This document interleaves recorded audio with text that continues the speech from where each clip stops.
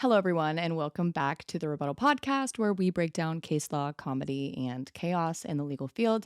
I am your host, Reb Maisel, and today's episode has a trigger warning for graphic descriptions of a very violent, gruesome death, so please listen and watch at your discretion. I am not usually speechless when talking about a case, but this one is genuinely unbelievable and not for good reasons. This is the briefest summary I can give you. On January 26, 2001, 33-year-old Diane Whipple, college lacrosse coach and former national lacrosse star, came home from the grocery store to her apartment she shared with Sharon Smith, her partner of 7 years, at 2398 Pacific Avenue in San Francisco, California. There, in the hallway outside her apartment, she was attacked by one of two Presa Canario dogs named Bane and Hera. Bane was 130 pounds.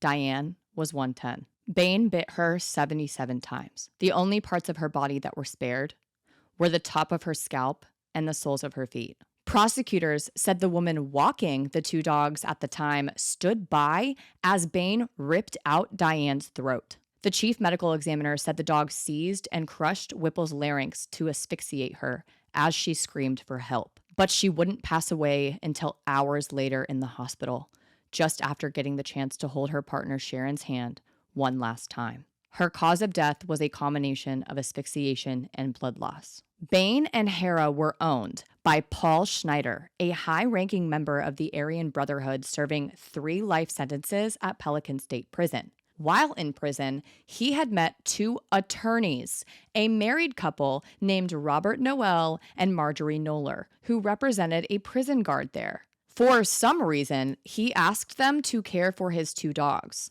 They lived in the same building as Diane Whipple. The married attorneys not only said yes, they legally adopted 38-year-old Paul Schneider as their son, the Aryan Brotherhood member, for no reason. Not their client, barely their friend. When Robert NOEL was asked why in the world they would do that, he gave a flippant reply saying, quote, "You don't have to change diapers or worry about the sheriff bringing him home at 14 for underage drinking. At 11 o'clock, you'll know where he is." The dogs were very obviously part of an illegal prison business of buying, raising, and selling attack dogs to criminal gangs. These dogs had already killed sheep, chickens, and a pet cat. After Diane Whipple was horrifically mauled to death in front of Marjorie KNOLLER, it was a media circus, and an investigation immediately ensued. KNOLLER and NOEL sent a 19-page letter to the San Francisco District Attorney's Office accusing Whipple of bringing the death on herself. They said she was probably wearing a perfume that triggered Bane's attack instinct when their paths crossed in the hallway. Both lawyers would be charged with Diane Whipple's murder. This is Diane's story. Esther Berkmeyer held her breath as she walked toward the peephole of her heavy wooden door. It was a small peephole that allowed her to look at a person's face on the other side, and she was headed there because she could hear strange, wild barking. She had gotten up from her dining room table to see what all the racket was, her heart pounding as she moved her head closer, inch by inch. Ever since she was a kid, Esther was afraid of dogs, especially large dogs, and this barking coming from the other end of the hallway was giving her a sick feeling. It sounded frantic, but also eerie, and it reminded her of the terrible incident she had had with a dog when she was a child. Esther was a frail 70-something woman, living alone, and strange noises always bothered her.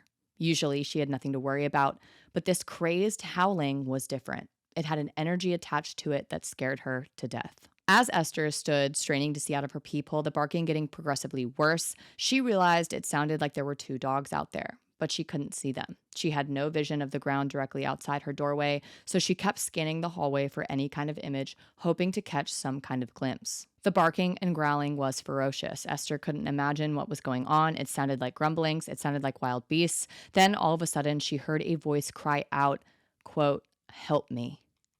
And even with the barking getting louder and louder and more vicious, Esther heard the voice again, "Help me."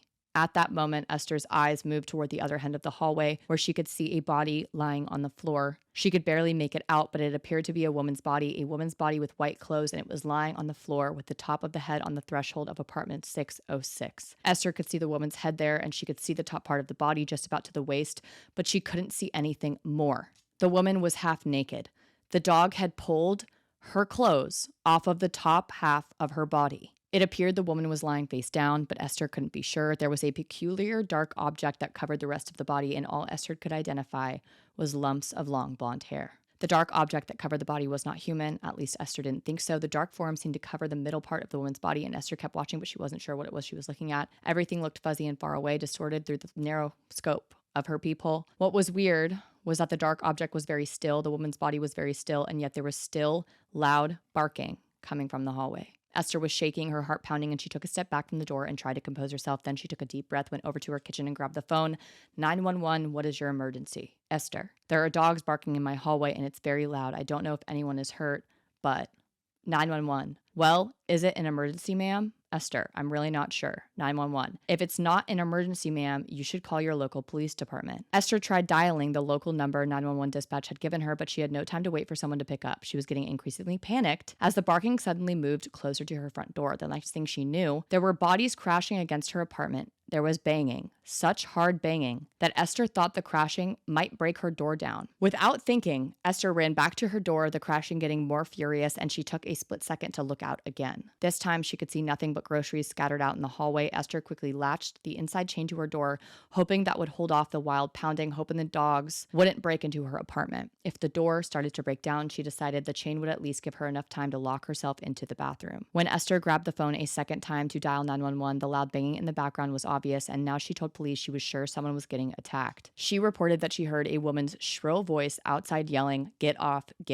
and told the dispatcher it was the voice of her longtime neighbor, Marjorie, who owned two very large, scary dogs. This time, Esther didn't need to say anything more. Police were being sent to the scene right away. Esther went near her front door one last time, hoping the growling and barking and snarling would stop, but it was endless, it seemed, and it made her heart pound right out of her chest. For Esther, it seemed like an eternity, and police had still not arrived. Esther was panicked, praying someone, anyone, would get there.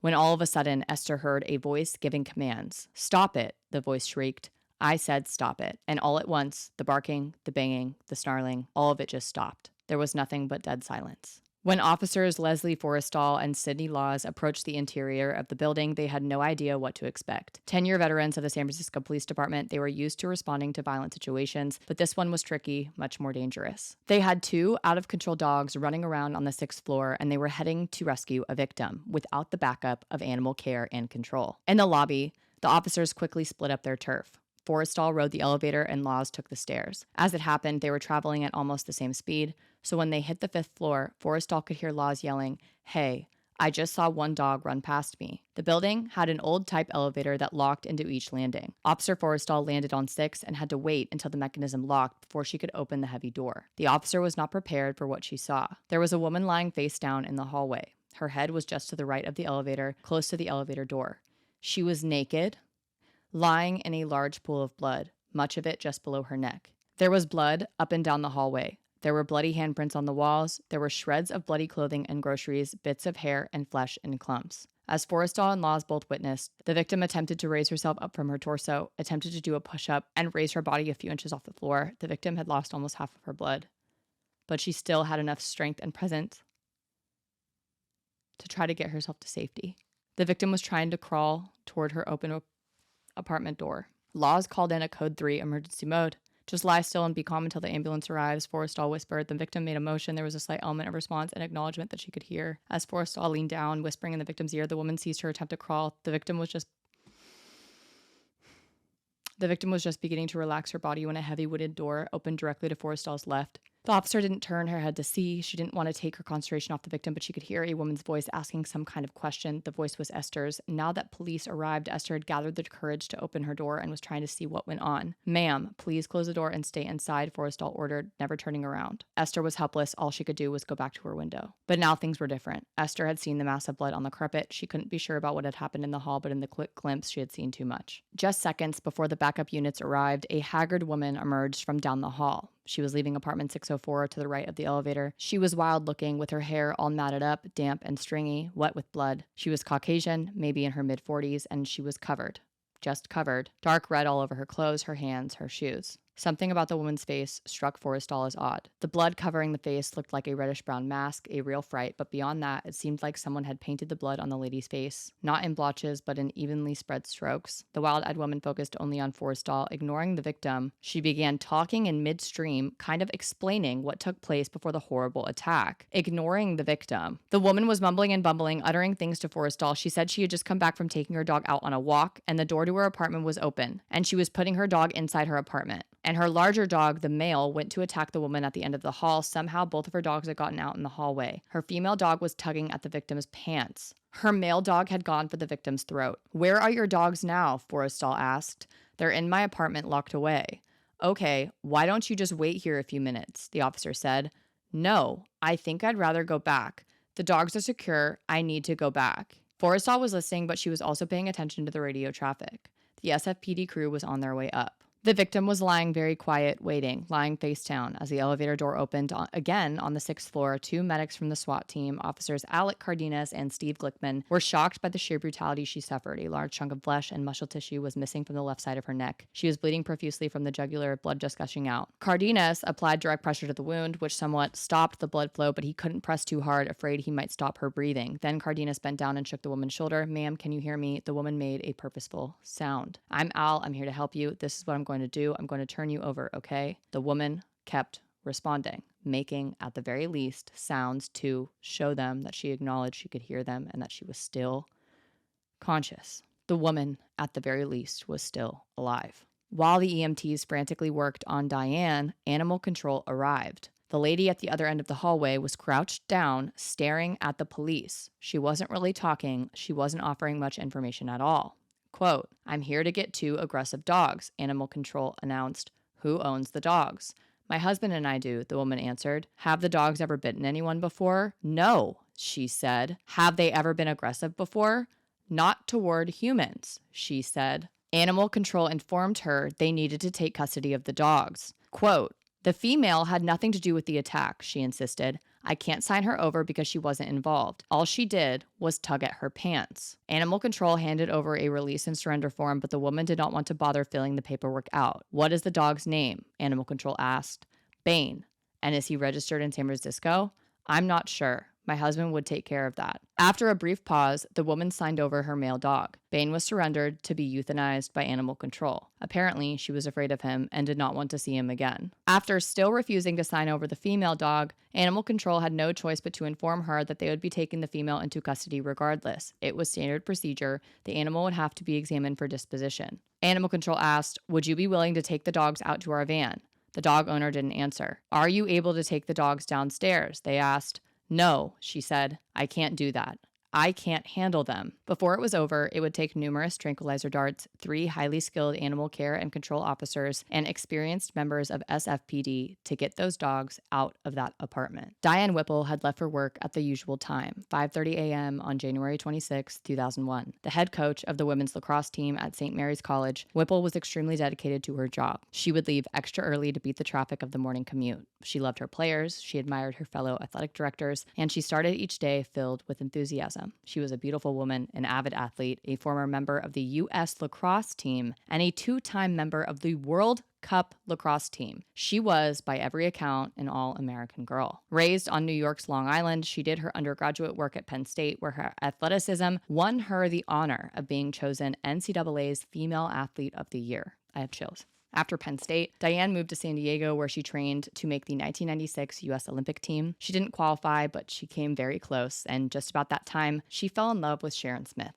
a beautiful brunette who was training to become a Charles Schwab branch manager in San Francisco. Diane and Sharon were introduced by a mutual friend. They had their first encounter in Los Angeles. It was not set up, just a bunch of girls getting together. But when Sharon walked into the room, Diane was love-struck. Love at first sight. Diane actually grabbed her buddy and whispered, quote, "That is going to be mine." As it turned out, Diane and Sharon had a lot in common. They were into the same sports, they shared the same set of values, and they became close right away. Neither played hard to get, they were a perfect match, and both traveled the distance to meet halfway in Los Angeles. Diane driving up from San Diego, Sharon flying down from San Fran. They had the kind of love story sappy romance movies are made of. The timing was right, and the two found a balance between them. Sharon was the serious person. Diane was the fun-loving, goofy spirit. The women moved in together just months after they met, Diane relocating to San Francisco to be with Sharon, Sharon, and they quickly became inseparable. Sharon liked calling Diane by her middle name, Alexis, which was part of their own little love connection. Diane adored Sharon and discussed the idea of having children. They traveled to Europe and the Caribbean. They planned to buy a house. They did all the things loving couples did. Through good times and bad, they had lived together for 7 years. On that particular January day in the winter of 2001, for some reason, Diane called Sharon at Charles Schwab and asked that her partner come home early. Diane was headed on her way home. She said she wanted to make a taco dinner, then head out to a 7 o'clock movie. At Diane's request, Sharon left work at about 4:45 that afternoon and worked her way through traffic to Pacific Heights. She reached home about 45 minutes later, but had to drive past her building, circumventing all the police cars, media vans, and fire trucks. Sharon parked her car on the street, unable to get to her parking spot, and when she walked up to the crime scene yellow tape, police line, do not cross, she was met by her building manager. The manager told Sharon that Diane had been attacked by the dogs on the 6th floor, that she'd been rushed off in an ambulance to the hospital. Sharon listened with knots in her stomach. She knew Diane had become deathly afraid of those dogs. Diane was so afraid, in fact, that she was almost phobic about them. Sharon got to the hospital in time to discover that Diane was alive but in very critical condition. Surgeons were working on her neck. They spent almost 2 hours repairing the veins and arteries, but some of the wounds were so deep, doctors had to insert a tube into Diane's throat to support her trachea. The prognosis didn't look good. Diane remained alive after surgery just long enough for Sharon to go up and see her. Sharon believed that her lover hung in there just so she could hold her one more time, so she could say goodbye in person. Diane Alexis Whipple died 70 minutes after she left the operating table. When she arrived, she was in full cardiac arrest. Surgeons and doctors did all they could to save her, but were unable to do so. As news of Diane Whipple's death spread, calls flooded in from all over the country. To her lacrosse players, teammates, and coaches, Diane was a mentor, a role model, and inspiration in every sense of the word. She was such a positive force in her players' lives. It was no wonder that her team at St. Mary's was torn up and heartbroken beyond imagination. Those closest to Diane were filled with anger, confusion, and disbelief. Her partner and close friends were unable to be properly comforted. Obviously, not even the priests at St. Mary's could understand how such a vibrant young woman could be ripped from the world so violently, just a few inches away from her home. A few days later, more than 600 people filled. 600 people. My God. A few days later, more than 600 people filled the St. Mary's Chapel to share their memories of Diane Alexis Whipple. It was a campus memorial, and even though it was a private ceremony, there was such a heavy overflow crowd that many people had to stand outside and listen. Quote, "She believed there was no evil," Sharon Smith told mourners, "and although her time with us was short for some reason we don't know, we are blessed that God gave her to us for 33 years. During the Mass, the entire chapel building shook because of a small but jolting tremor. Some people nervously chuckled. Others believed it was Diane declaring her presence. I believe it. The following is the legal will of Diane Alexis Whipple. Quote, "I, Diane Alexis Whipple, do hereby give all my assets to Sharon K. Smith, born 8/6/65, except my braided 18-karat bracelet, which goes to Emily Whipple to continue the family tradition. To my grandmother, my All-American certificates, wins, and high school college diplomas, and PSU rings. To Wayne, my Digitalized satellite system. Oh my God. Sorry. To Bug, all my CDs, especially Rock Lobster's B-52. To Sharon, I leave my cat. Booty K, Whipple Cutie, Stinky Cat Shadow, and Porky Pig Mocha Smocha Bean. Oh God. My last wish and testament is to cremate me and spread my ashes on my PSU Lady Laxfield at the center circle. My Manhasset Laxfield in the ocean and on the front step of my old Manhasset home. Oh, and do not forget to keep me, what's left that is, on your fireplace in an urn. And promise me you will take me off life support if I'm on it for more than 1 week. My last and final wish is for Sharon Kane Smith to find out the truth about blank and have blank sign a notary that she is a lesbian and read this to me while I sit on your mantelpiece in my green marble urn with an exclamation point. Oh, and remember to think about me and say I love you every hour on the hour for the rest of your life. That's all for now. Signed, Diane Alexis Whipple, and I love you." This is not what I signed up for. Holy fuck. This is horrible. This is the worst. I'm having a terrible time. Literally sobbing. At 9 a.m. on Saturday, January 27th, the chief medical examiner of San Francisco, Dr. Boyd Stevens, filed the autopsy report on Diane Alexis Whipple. Dr. Stevens telephoned Diane's mother, Penny Whipple Kelly, and told her that the report would be sealed by the San Francisco police. She was further informed that her daughter's death was not being treated as an accident. Penny Whipple Kelly understood that while there would be some delay in the release of the death certificate, that would not prevent her from holding a memorial service. She and her family would eventually hold such a service for Diane Alexis on Long Island. In all, the medical examiners counted 77 lacerations, bites, contusions, and abrasions, covering virtually every part of Whipple's body, including abrasions consistent with canine bite marks on the victim's upper thighs, left breast, and upper buttocks. The body of the white female, measuring 5 feet 5 inches, weighing 135 pounds, with gray eyes and brown hair, had blood-soaked gauze around the neck, sutured plastic catheters inserted into the veins, and blood-soaked gauze around the left wrist. There were gaping wounds. There was a stapled 5.5-inch laceration on the lower neck. There were scratches all up and down the neck. There was a 2-inch laceration at the jaw. There was a 1.5-inch laceration on the neck that extended into the muscles. The left external jugular vein had been surgically bound. There was a surgical clip in the carotid artery. The upper larynx had been crushed. The cause of death was determined to be loss of blood from multiple traumatic injuries, dog bite wounds. The fatal attack on Whipple made headlines across the nation, and public indignation grew as more facts about the incident came to light. The 2 dogs that mauled Whipple were Presa Canarios. If I am pronouncing that incorrectly, then yell to Google, because I Googled how to pronounce it, and that's how it gave me the little vocal, learning shtick where a robot lady says, Presa Canarios. If it's Presa Canarios, amazing. Let's just keep it moving. Also known as Canary dogs after the Canary Islands, where the breed was developed. Originally used for dogfighting, these massive animals are not only extremely strong, but also very territorial, a combination that has, in recent years, caused them to be sought after by drug lords and gang leaders looking for imposing guard dogs. Whipple was afraid of these dogs, as were many fellow tenants in her apartment building and other residents of the Pacific Heights neighborhood in San Francisco. One of the dogs had already bitten Whipple on the wrist in December 2000. Her injuries at that time were minor because she was wearing a heavy sports watch on her wrist that had borne a brunt of the impact. That is insane to me. Following the fatal attack, more than 40 people contacted the San Francisco Police Department to report previous incidents of aggression by those dogs against themselves, their children, or their dogs. None of them had spoken up before, in part because they felt intimidated by the dog's owners, Robert Noel and Marjorie KNOLLER, a married couple who were attorneys in joint practice. In 1998, Pelican Bay State Prison inmates Paul Schneider and Dale Bretches, both members of the Aryan Brotherhood prison gang, sought to engage in the business of buying, raising, and breeding Presa Canario dogs. This breed of dog tends to be very large, weighing over 100 pounds and reaching over 5 feet tall when standing on its hind legs.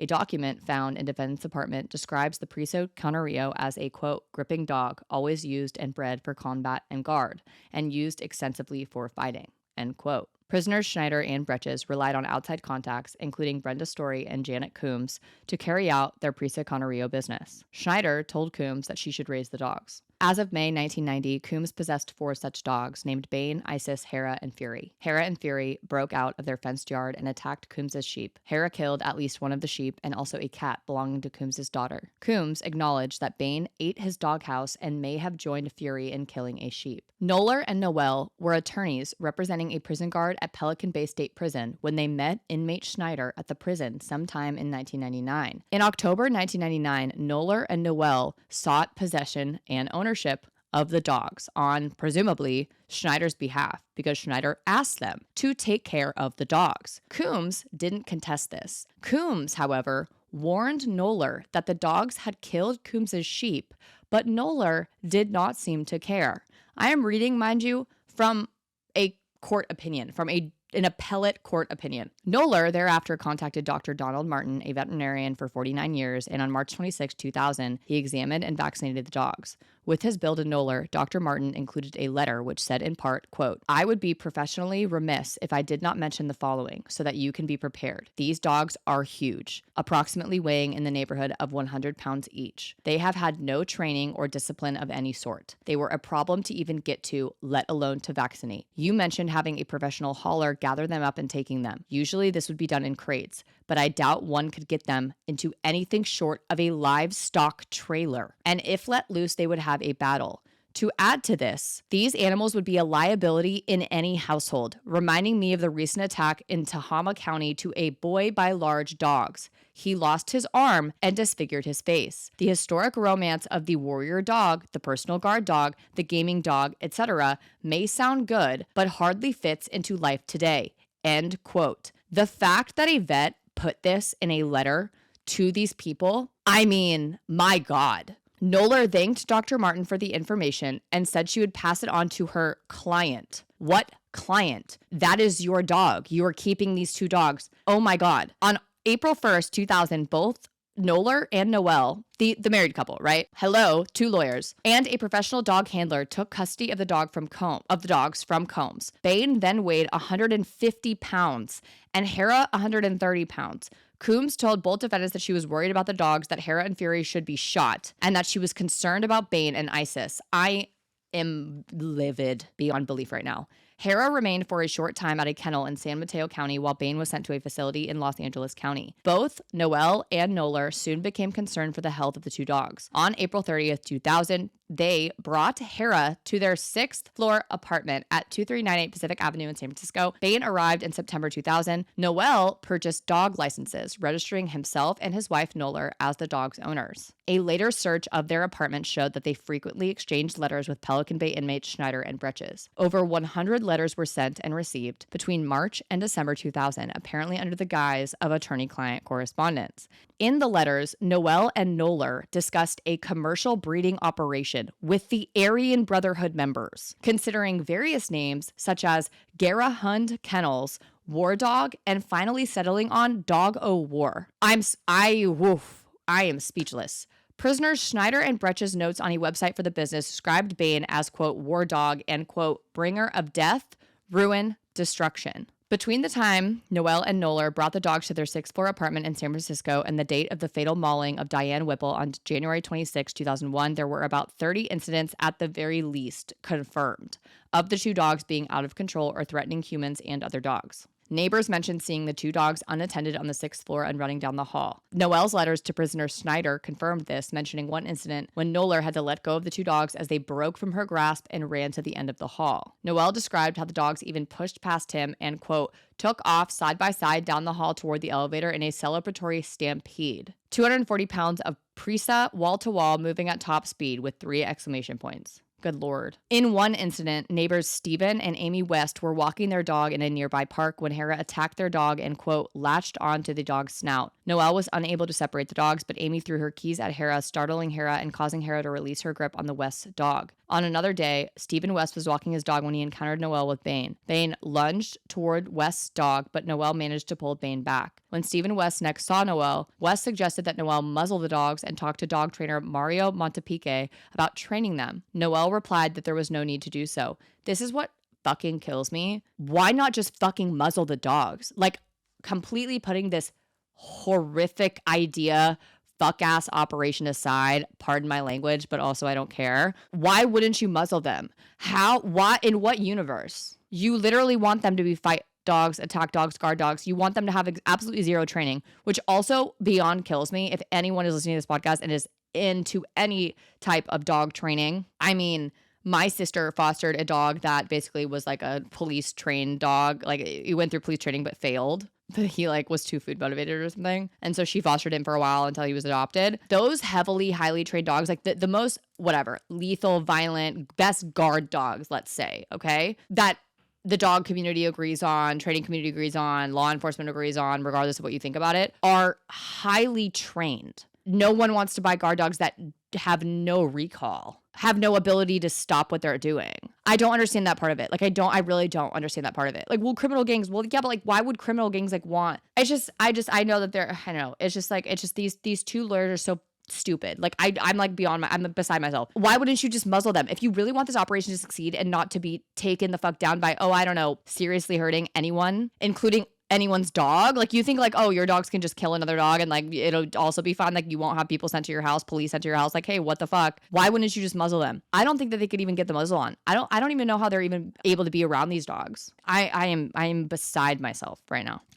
KNOLLER and NOEL later encountered the dog trainer they were referred to, who advised them to have their dogs trained and to use a choke collar. They disregarded this advice. On still another occasion, when dog walker Lynn Gaines was walking a dog, Gaines told NOEL that he should put a muzzle on Bane. NOEL called her a bitch and said the dog Gaines was walking was the problem. Beyond words. There were also instances where both of the dogs attacked or threatened other people. David Moser, a fellow resident in the apartment building, slipped by KNOLLER and NOEL in the hallway only to have their dog, Hera, bite him on the rear end.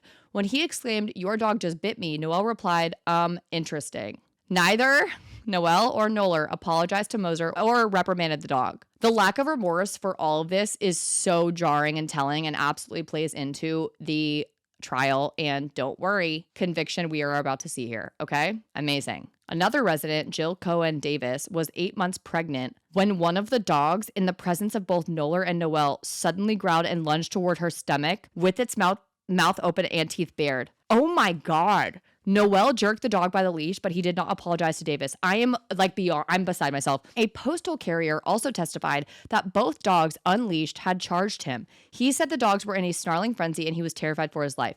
When he stepped behind his mail cart, the dogs went back to KNOLLER and Noel. On still another occasion, the two dogs lunged at a 6-year-old boy walking to school. They were only stopped less than a foot away from him. Jesus Christ. One time, Noel himself suffered a severe injury to his finger when Bane bit him during a fight with another dog. I am losing my mind. The wound required surgery, and Noel had to wear a splint on his arm and have 2 steel pins placed in his hand for 8 to 10 weeks. Mauling victim Diane Whipple and her partner Sharon Smith lived in a 6th-floor apartment across a lobby from defendants. Smith encountered those 2 dogs as often as once a week. In early December 2000, Whipple called Smith at work to say, with some panic in her voice, this is a month prior to her death, to her murder.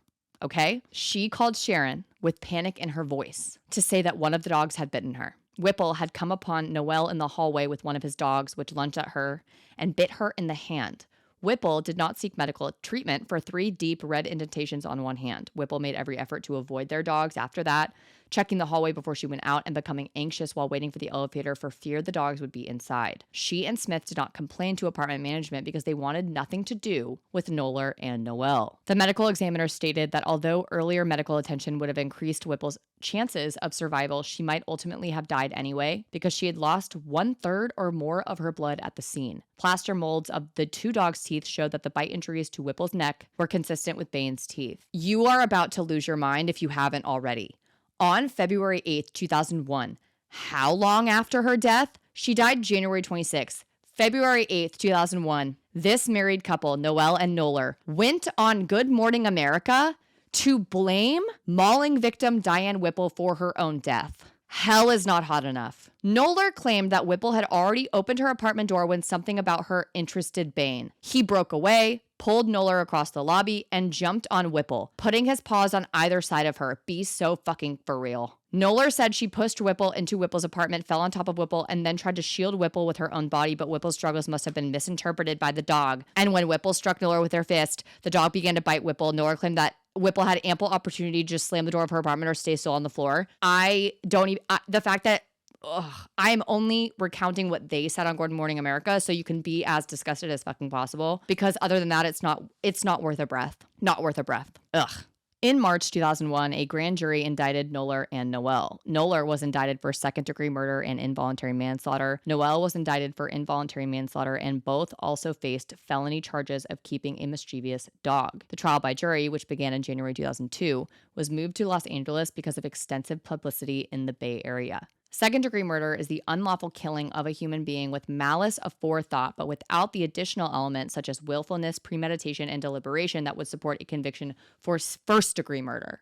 So second-degree murder requires malice, which may be express or implied. Implied malice may be found where the killing is proximately caused by an act, the natural consequences of which are dangerous to life, which act was deliberately performed by a person who knows that his conduct endangers the life of another and who acts with conscious disregard for human life. There are variations of that definition and instructions that are given to the jury, okay? But the straightforward definition and language often used and used in this case in California is the conscious disregard for human life. That is what the prosecution is seeking a conviction on.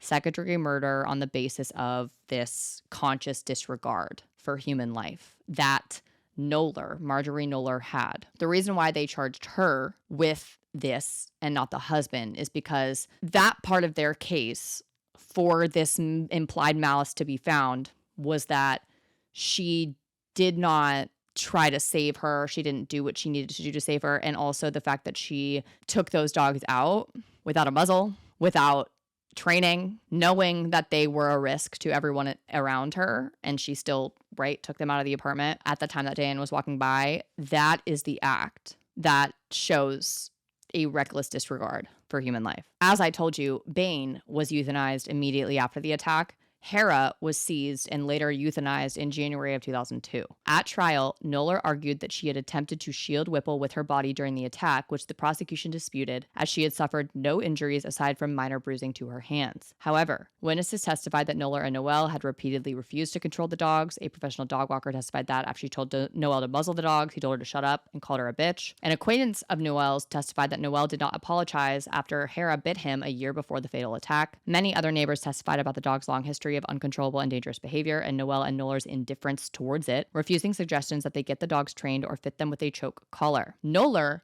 also admitted that she did not call 911 to get help for Whipple after the attack. Thankfully, the neighbor did, but she didn't really give a fuck. Ultimately, the jury found both NOEL and KNOLLER guilty of involuntary manslaughter and owning a mischievous animal that caused the death of a human being, and found KNOLLER guilty of second-degree murder. Their convictions were based on the argument that they knew the dogs were aggressive towards other people and that they did not take sufficient precautions, and in KNOLLER's case, that she had allowed the dogs to maul Whipple to death without trying to save her. Whether they had actually trained the dogs to attack and fight remained unclear. Although the jury found KNOLLER guilty of second-degree murder, trial judge James Warren granted KNOLLER a new trial on the second-degree murder conviction. The judge believed the appropriate standard for implied malice murder required that KNOLLER knew taking the dog into the hallway involved a high probability of death.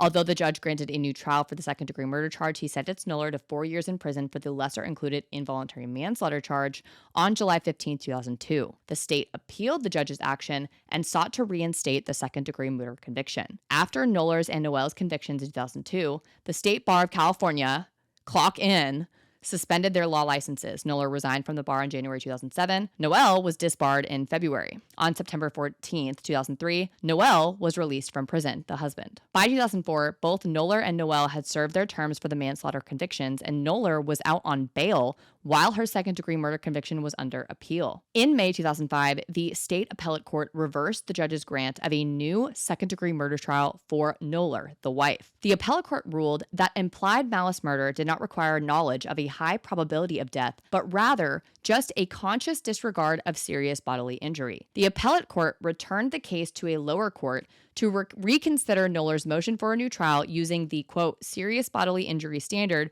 for implied malice murder. So basically, hey, you can reconsider this motion once you apply this standard because the standard that you were rocking with isn't correct. But it turns out the California Supreme Court didn't like anyone's standard, the trial courts or the appellate courts. They were like, both of y'all are wrong, but good try. KNOLLER appealed, obviously, all the way up to the Supreme Court of California. And on June 1st, 2007, the Supreme Court of California rejected the Court of Appeals decision. Mind you, we are in 2007. This is 6 years, over 6 years since this attack took place. This is insanity. They rejected the Court of Appeals decision and ruled that implied malice murder required proof that a defendant acted with, quote, conscious disregard of the danger to human life. Which is exactly what I said. The California Supreme Court held that the trial court standard for implied malice murder, which required a high probability of death, was too strict, and the appellate court standard, which required only serious bodily injury rather than danger to human life, was too broad. The court remanded the case to the trial court to reconsider whether to allow the second-degree murder conviction to stand in light of this new reasoning. The San Francisco Superior Court then reinstated the conviction for second-degree murder, and on September 22nd, 2008, my sister's birthday, HBD, the court sentenced KNOLLER to 15 years to life in prison. KNOLLER then appealed, and she lost. KNOLLER is still serving her sentence at Central California Women's Facility in Chowchilla, California. She has appealed several times, and each time federal courts and state courts have rejected her appeals. On February 7th, 2019, California commissioners denied KNOLLER's first application for parole. Her December 2021 parole hearing was first postponed until August 29th, 2022, then again until February 15th, 2023. Her parole was denied. Several family members, including Diane's partner, Sharon Smith, went to the parole board and basically testified that and told them that she should not be released. They petitioned to have her stay in prison, and indeed, they stated that she would be a danger to society if released, and they cited her prison record, actually, which played into their decision. She will again be eligible for parole in 2026, at which point she will be 70 to 71 years of age. NOEL, her husband, on the other hand, lived in relative obscurity following his release from prison, working for a time as a baker in Fairfield, California. By 2016, increasing health problems led to his living out of a van for some time before he relocated to the San Diego area. He died of heart failure in a La Jolla nursing home on June 22nd, 2018, the day of his 77th birthday. In her 2023 parole hearing, Knoller stated that she did not know about Noel's death until 3 months after it happened. Whipple's partner, Sharon Smith, also succeeded in suing Knoller and Noel for $1.5 million in damages. The civil case was notable in that San Francisco Superior Court ruled in July 2001 that Smith was entitled to bring suit as Whipple's domestic partner under the Equal Protection Clause against the defense's argument that a same-sex unmarried partner did not have standing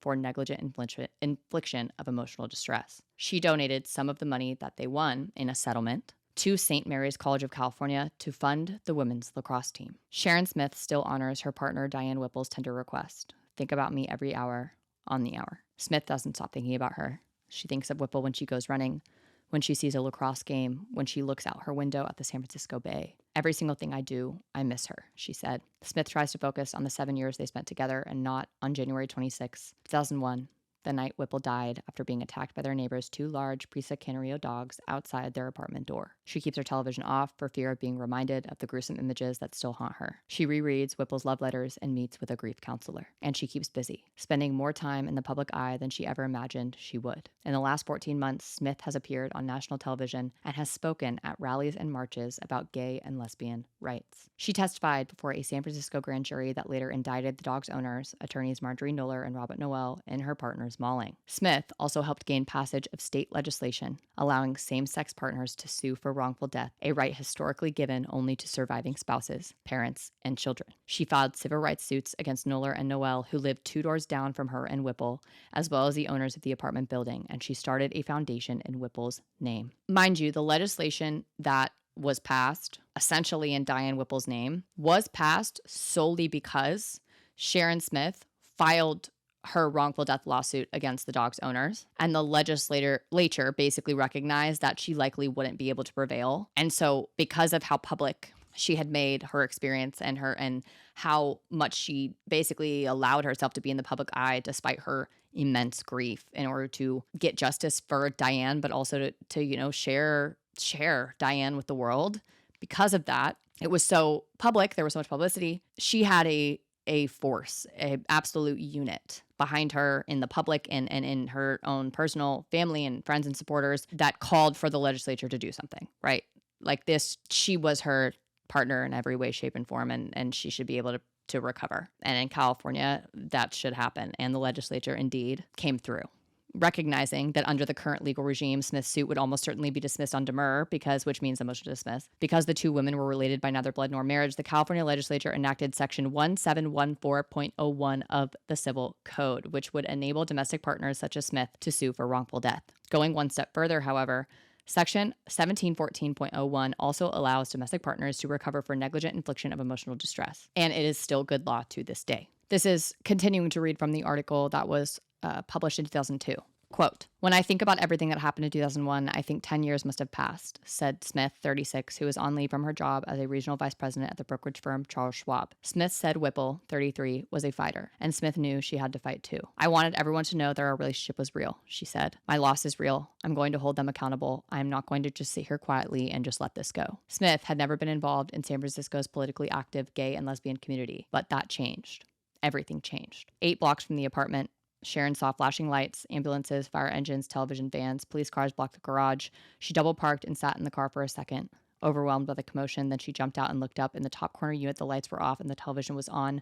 Oh my God, it's her. The tragedy could have easily resulted in Smith, a private, quiet person, turning inward as she grieved, said Smith's sister, Janet Batchelder. She could have stayed home and cried, said Janet, who marched in San Francisco's Gay Pride Parade with her sister. She could have buried her face in the sand. She didn't. Janet Batchelder said she was surprised to see Smith become a spokeswoman and advocate for lesbians. A week after the attack, Smith met with an attorney who told her she could sue for wrongful death only if she were a parent or a legal spouse. That seemed unbelievable and unfair, Smith said. The attorney told her that was the law. Smith replied, "Well, let's change the law." Exactly right. Exactly. God, what a hero. What a force. Sharon, you are a force. A San Francisco Assemblywoman already had proposed a bill to expand the rights of gays and lesbians. Last spring, Smith stood before the state legislature and spoke out for the rights of same-sex partners to file wrongful death suits. Governor Gray Davis signed the controversial bill into law in October. Shouldn't be controversial. Period. Many lesbians started seeing Smith as a symbol of courage and strength, said Kate Kendall, executive director of the National Center for Lesbian Rights. Smith responded to her loss with a quiet determination rather than anger, she said.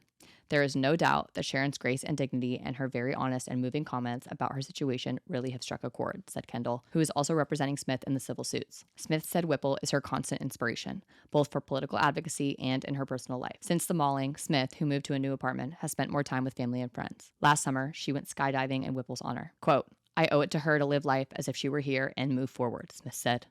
And she will be with me. She will always be with me. That obviously was from a year after the attack. But if you're wondering, oh, well, where is she now? My God. This was posted in a blog post for the National Center for LGBTQ Rights, January 26, 2011. Okay, I'm going to read it to you. Some of it is repetitive. I don't care. I don't give a fuck. Okay, God, it's worth it. Today marks the 10th anniversary of the horrific death of Diane Alexis Whipple. For those of you who may not know or remember what happened to Diane, it was an unimaginable nightmare. For the nation, this nightmare story was made worse by the stunning and dismissive attitude of the dog owners Robert NOEL and Marjorie KNOLLER, who knew their animals were extremely dangerous and uncontrollable but took no steps to protect their neighbors or any other member of the public. Robert and Marjorie variously blamed Diane for the attack, minimized the dog's viciousness, and generally showed an appalling absence of empathy or regret for the horror they had wreaked. While many of us might have understandably curled up in a ball and retreated from life after such a traumatizing loss, Sharon became a very unlikely and, in some sense, unwilling activist. Sharon made the decision to attempt in every way she could to vindicate Diane's death. Early on, the National Center for LGBTQ Rights joined attorney Michael Cardoza and represented Sharon in a wrongful death action against the dog owners. Up until Sharon's case, it was virtually unheard of for a same-sex partner to be permitted to sue for wrongful death. In every prior case, the surviving partner was deemed a, quote, legal stranger, regardless of the length or depth of the relationship. So in the midst of full tragedy, not only were same-sex partners grieving the senseless death of their soulmate at the hands of a drunk driver, for example, but they were denied the right to hold those responsible for the death of their partner accountable. Oof. The person who wrote this blog post says, quote, I will never forget the first moment I met Sharon. She walked into Michael's law office only days after Diane's death. She had such a deep pain and sadness in her eyes, but she also possessed a sort of dignity, calm, and determination that made an indelible impression on everyone she met. She won the right to sue for wrongful death for Sharon. We made history with her. But that measure of vindication, while enormously important, could never bridge Sharon's terrible loss. Sharon did dozens of interviews and received cards and letters from thousands of people from all over the country and around the world. Her grace under unbearable circumstances was inspiring and put another beautiful human face on the LGBTQ+ community. The stark injustice of the law's disregard for her relationship with Diane provided a powerful narrative for how little the law protects and acknowledges our relationships. In 2001, there were hardly any protections for our relationships under state law. We have come so far in 10 years, and mind you, this was written in 2011, okay? And I know that Sharon's visibility and courage was a catalyst for that progress. Sharon testified before the California State Assembly Judiciary in 2001. Her testimony about Diane's death and the impact it had on her had a tremendous impact on the committee and led to the right to sue for wrongful death being included in California's domestic partner protections. 4 short years later, in 2005, the California legislature enacted a comprehensive domestic partnership statute. The tragedy and horror of Diane's death could not be undone, but Sharon's voice and activism had ignited greater awareness and commitment to long-lasting gains for LGBTQ Americans. Sharon will always be a personal hero of mine as well, as in Rebs as well, okay? She is an amazing person and now a terrific parent to 3 beautiful kids. Her grit and presence, her grace and dignity, under unimaginable circumstances, moved hearts and opened minds. This anniversary marks the loss of a remarkable, loving, and vibrant woman and everything she could have been and done. In talking with Sharon, she said to me that her body knows. God. Her body knows this anniversary, and the sadness is always still there, but this anniversary also marks the emergence of a strong and determined new activist who turned grief into a catalyst to make the world better for the rest of us. I don't really pray, but today I say a prayer of thanks for Sharon and hope for her comfort and peace on this difficult day. And for Diane Alexis Whipple, I say a prayer that somehow she knows her death made a difference. My rebuttal for today's episode is I have no rebuttal. That's my rebuttal. Just unspeakable tragedy from just caused by the most selfish people. And it's beyond imagining, truly. People I have found who own dogs, even in law, even in case law, okay? Because we really do have to know a lot of case law about dog bite law. People who have the dog, it's like your child, right? You don't think that your dog could do that. You don't think that your kid could do that, but they can. They are capable of it. Even a bite that you survive is traumatic. Children can pass away or be horribly disfigured or absolutely traumatized beyond words from a bite that would otherwise not, threaten the life of an adult person. So just if you have an animal, if you have a pet, please remember that, yes, they are so important and crucial in our lives. I love dogs. I adore dogs. I am a dog person. Yes, you're going to be like, well, you have 2 cats now and you adopted one. And so you're probably just like a pro cat person. Okay. I think that the world would be a better place if every dog owner took the owning of a dog more seriously, because that's a responsibility. And yes, you can and will be held liable. So keep that in mind. And we can, like a society in our lives and our family lives and our home lives are so bettered by dogs.